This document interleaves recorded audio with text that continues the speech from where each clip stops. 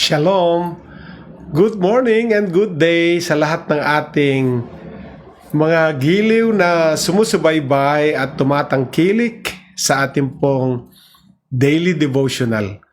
Ngayon po ay araw ng Huwebes at ikapito ng buwan ng Enero sa taong 2021. Kumusta po kayo? At ito po si Pastor Rene Alog, ang magdadala muli ng dakilang mensahe ng Diyos para sa bawat isa sa atin. Nawa ang mga pangungusap ng salita ng Diyos ay nagsisilbing pagpapala po sa ating lahat. At dito tayo lumalakas, ito po ang kailangan natin araw-araw, ang salita ng Diyos. Maging bukas lang po ang ating mga puso, ang ating mga kaisipan, at hayaan natin na kausapin tayo ng Diyos sa kanyang mga salita. Nais ko pong i-share ninyo ang broadcast na ito sa inyo pong mga FB friends, sa mga kaibigan sa Facebook, at upang sa gayon, ang parehong pagpapala na tinatanggap nating lahat ay matanggap din ng ating mga kaibigan.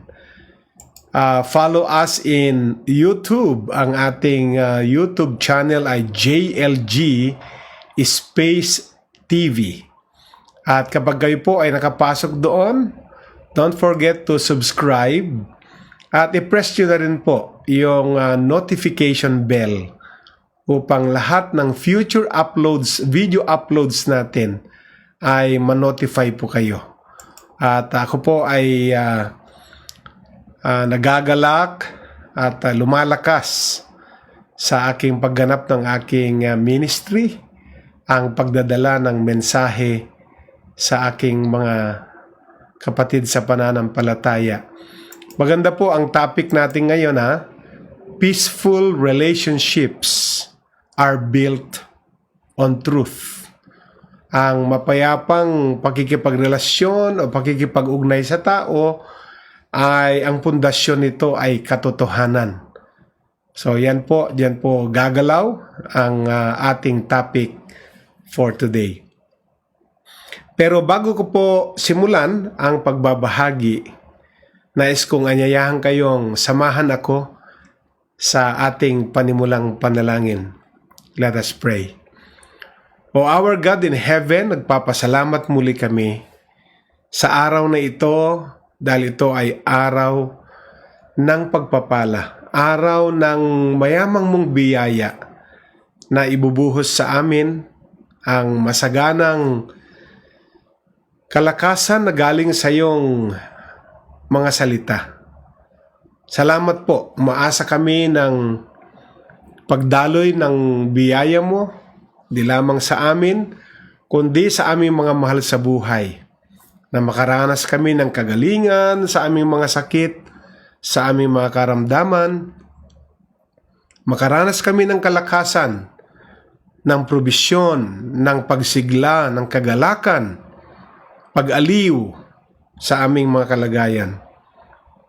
At dumaloy nawa ang anointing ng Holy Spirit na maunawaan namin ang lahat-lahat ng bagay. Pagpalain mo kaming lahat. Sa pangalan mo, Jesus. Amen and amen. Purihin ang Diyos. So, ang topic po natin ngayon sa araw na ito ay peaceful relationships are built on truth. Yan nga po ang ating pag-uusapan ngayon. At i-connect natin ang ating key passage sa mababasa natin mula sa James chapter 3 verse 17 at babasahin natin sa Good News Translation of the Bible. But the wisdom from above is pure first of all. It is also peaceful, gentle, and friendly. It is full of compassion and produces a harvest of good deeds. It is free from prejudice and hypocrisy. James 3:17, the Good News Translation. So nais nating ulitin ang pagbasa, but the wisdom from above is pure first of all. It is also peaceful, gentle, and friendly. It is full of compassion and produces a harvest of good deeds. It is free from prejudice and hypocrisy. James 3:17 in the Good News Translation.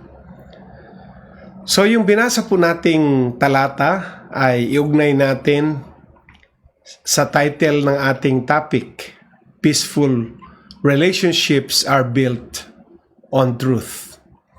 So more than ever, the world needs you to be a peacemaker.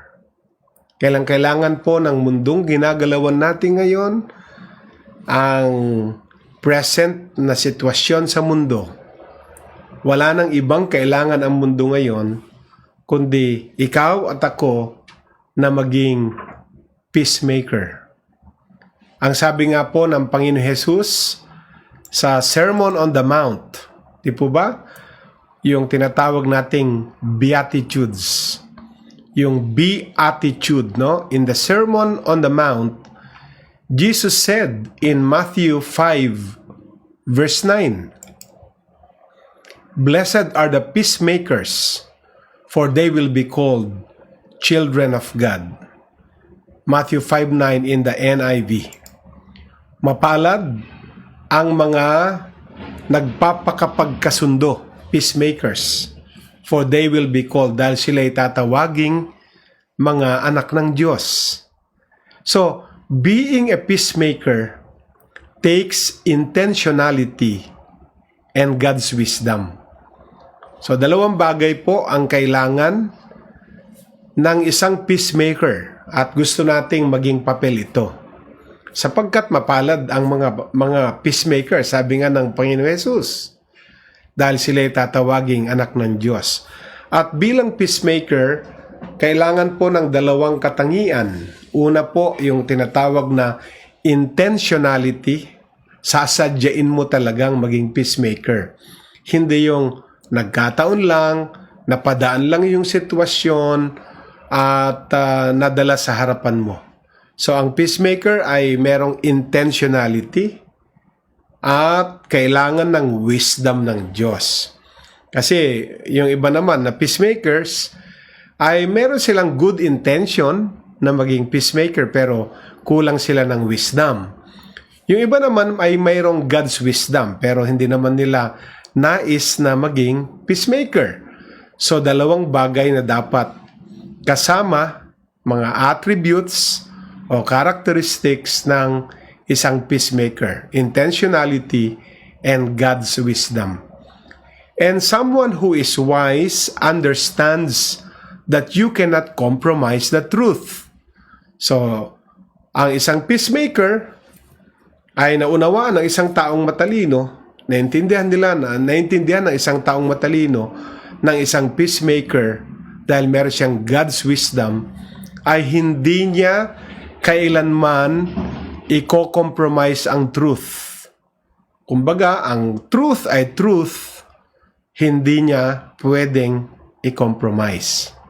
So, when James, the Apostle James says, real wisdom is pure first of all, he is talking about always telling the truth. So, ang ibig sabihin ng pure first of all ay you are always telling the truth. Sasabihin mo ang katotohanan at pawang katotohanan lamang.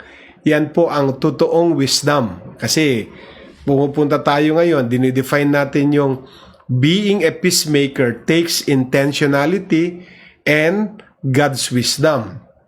At according po kay Apostle James, ang God's wisdom or real wisdom ay first of all dapat pure.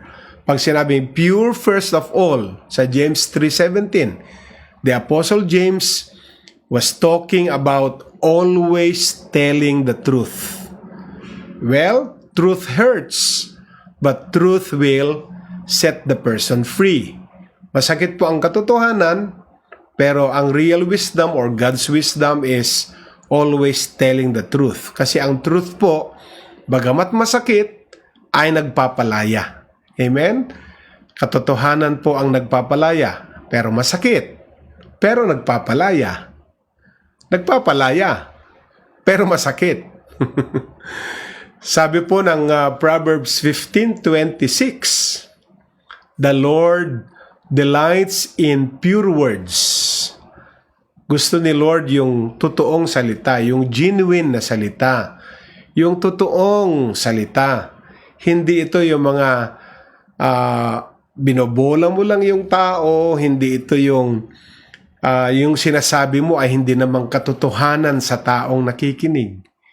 Kaya very clear po sa New Living Translation ang Proverbs 15 verse 26 nang sabi doon, the Lord delights in pure words. Nalulugod ang Diyos. Kinalulugdan ng Diyos ang sinumang nagsasalita ng pure words, ng mga salitang walang pag-iimbot, mga salitang walang pagbabalat kayo, kundi mga salitang masakit pero nagpapalaya. Yan ang katotohanan.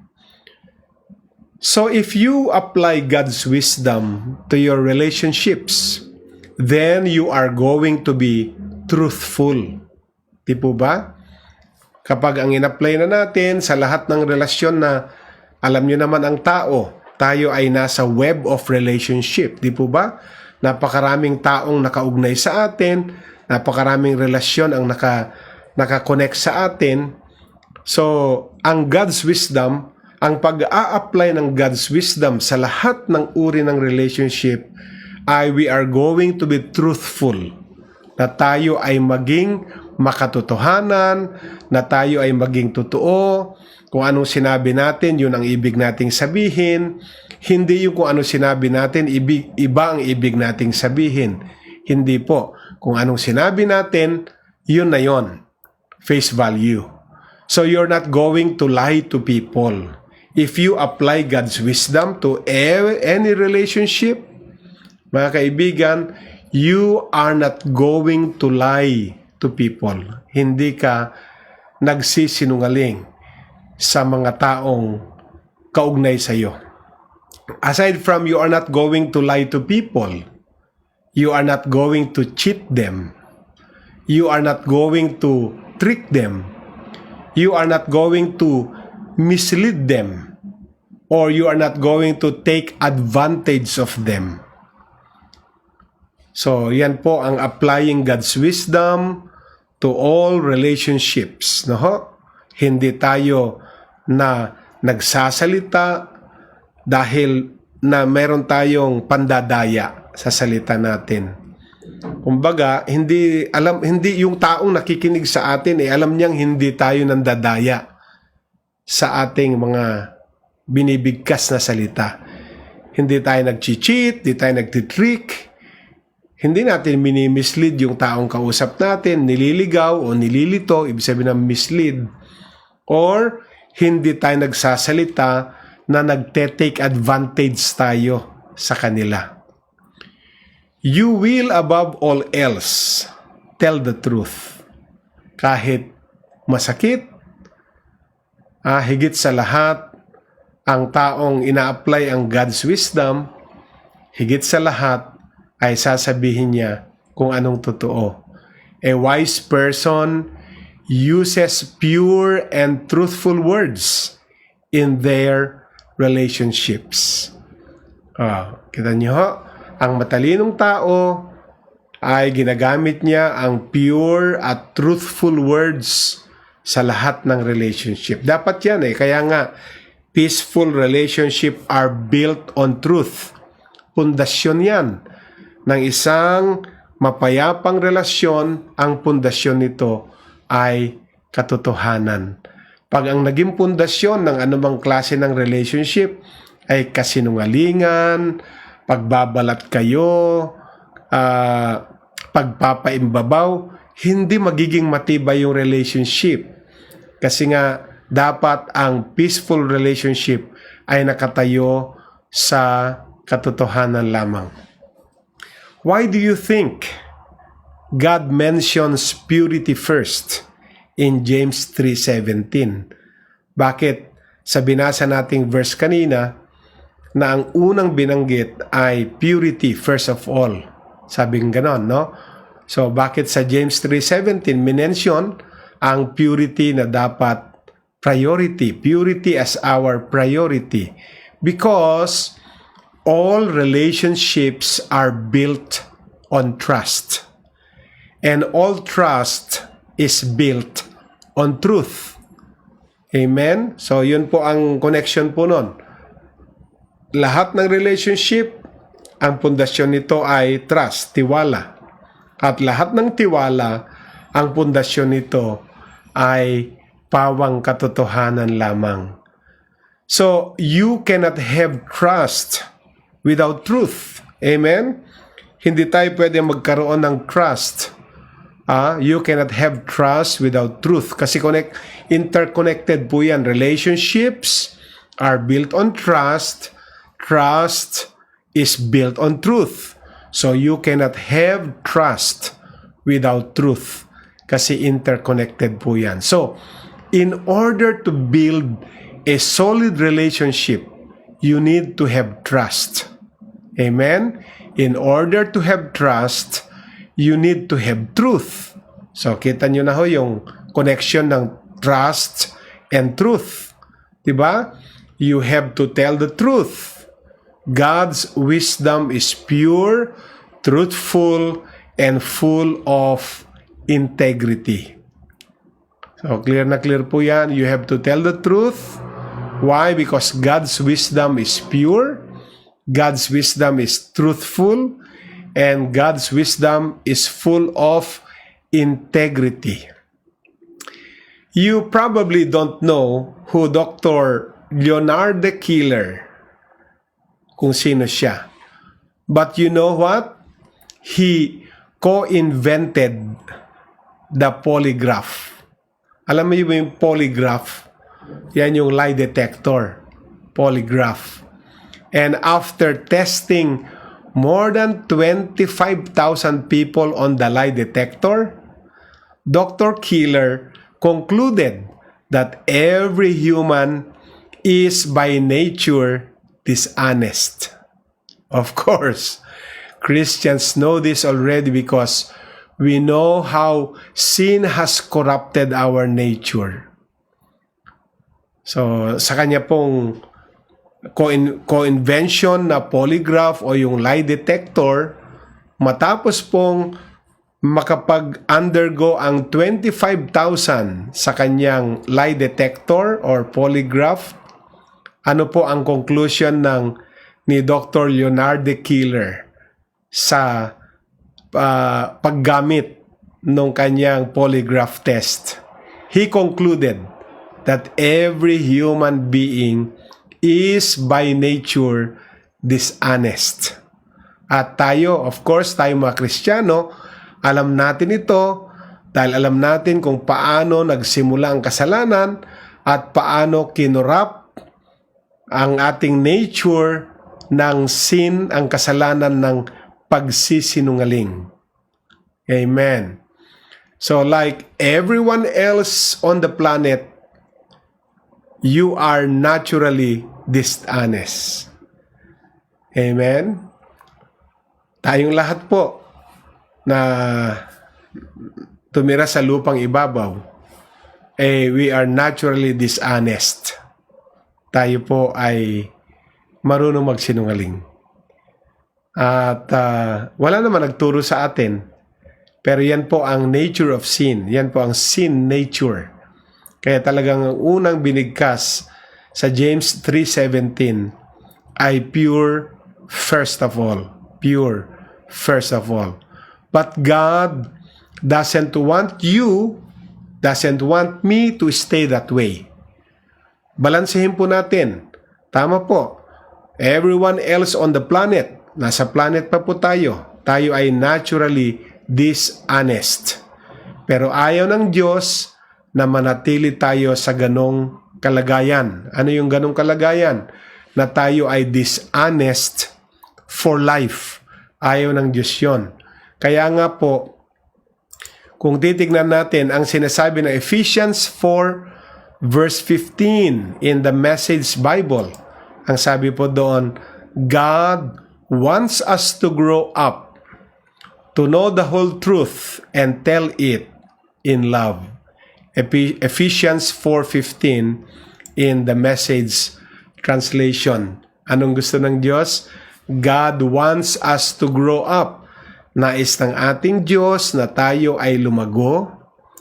At ano ang sukatan ng paglago? Ayon sa ating Diyos, to know the whole truth, na malaman natin ang buong katotohanan at tell it in love, at sabihin natin na may pag-ibig. So ang pagsabi na may pag-ibig ng lahat ng truth ay pure first of all.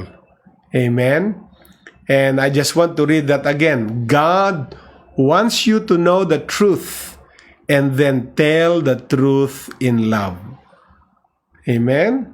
Gusto niyang malaman natin ang buong katotohanan at masambit ang buong katotohanan na may pag-ibig.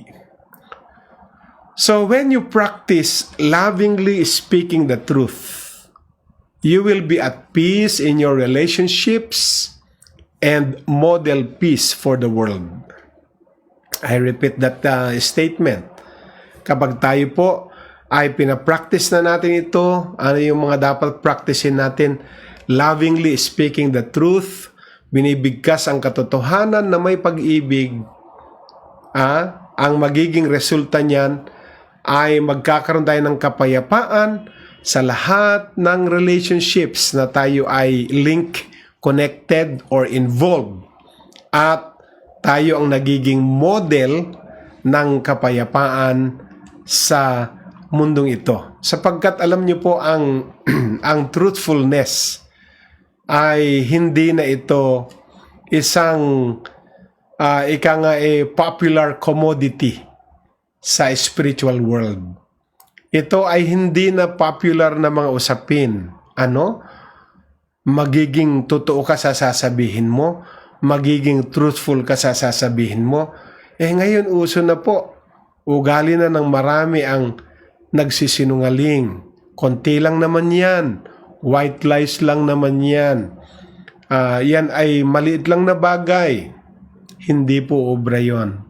Sapagkat ang gusto ng Panginoon, we lovingly speak the truth, then we will be at peace in our relationships, and we become model ng peace, ng kapayapaan sa mundong kinalalagyan natin.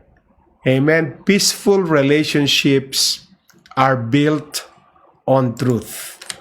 So this time, ating i-declare ang ating daily prayer. Sabihin natin, Heavenly Father, when I practice lovingly speaking the truth, I will be at peace in my relationships and model peace for the world. Thank you, Lord. Amen. One more time. Heavenly Father, when I practice lovingly speaking the truth, I will be at peace in my relationships and model peace for the world. Thank you, Lord. Amen and amen. Purihin ang Diyos na buhay. Let us pray. God in heaven, ito po ang aming panalangin na ang buhay namin ay kakaiba sa regular na buhay ng mga taong nasa mundo. Sapagkat kung na-compromise na ang truth at marami ng tawang di nagsasabi ng truth, bibigyan mo kami ng grasya ng aming mga peaceful relationships ay itinatayo sa pamagitan ng pagsasabi ng katotohanan. Tulungan mo kaming mamuhay na kami maging modelo ng kapayapaan sa mundong ito sa pamagitan ng pagsambit, hindi pagwi-withhold ng katotohanan. Turuan mo kaming huwag i-compromise ang truth. Dahil pag kinompromise namin ang truth, hindi na kami nagkakaroon ng real godly wisdom. I-bless mo kami sa aming tinanggap ngayon. Sa pangalan mo, Jesus. Amen and amen. Purihin ang Diyos. Maraming salamat po. Alam ko pong pinagpala kayo sa katuruan ngayon. Magbabalik po ako at ang si Pastor Julie mamayang alauna sa ating Hope Hour. Ayan, sa ating Hope Hour. Ito po si Pastor Rene Alog at nag-iiwan po ako ng pag-ibig, kapayapaan at kagalakan ng Diyos. God bless and Shalom!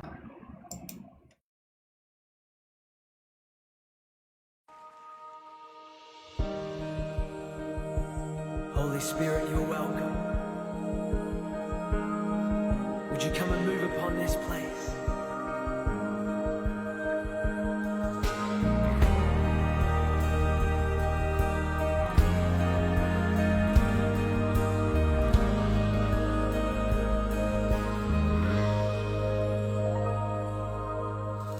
All it takes is one moment and just one touch from you. I put aside all distractions, 'cause I came for you. I came for you. I need you more than ever, 'cause nothing else satisfies. Nothing else satisfies. All my life I surrender. I'll live for you. I'll live for you. Come on, tell him. 'Cause I came for you. I came for you. Holy Spirit, you are welcome. Come and move upon this place. We desire an encounter once again. Holy Spirit, Holy Spirit.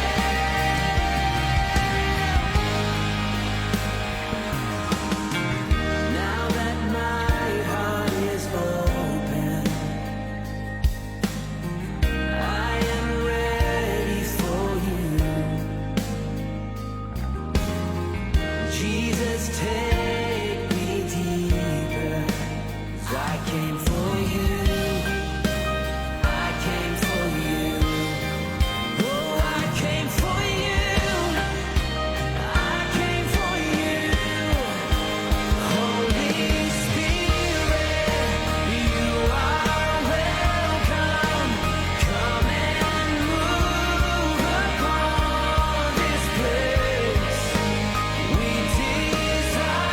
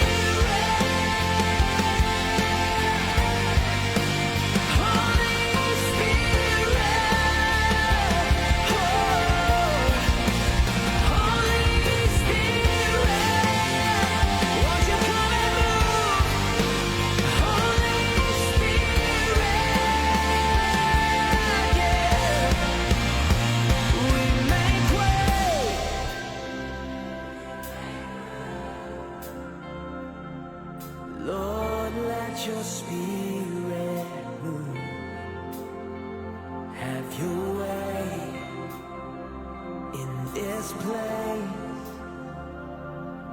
Lord, we have come for you.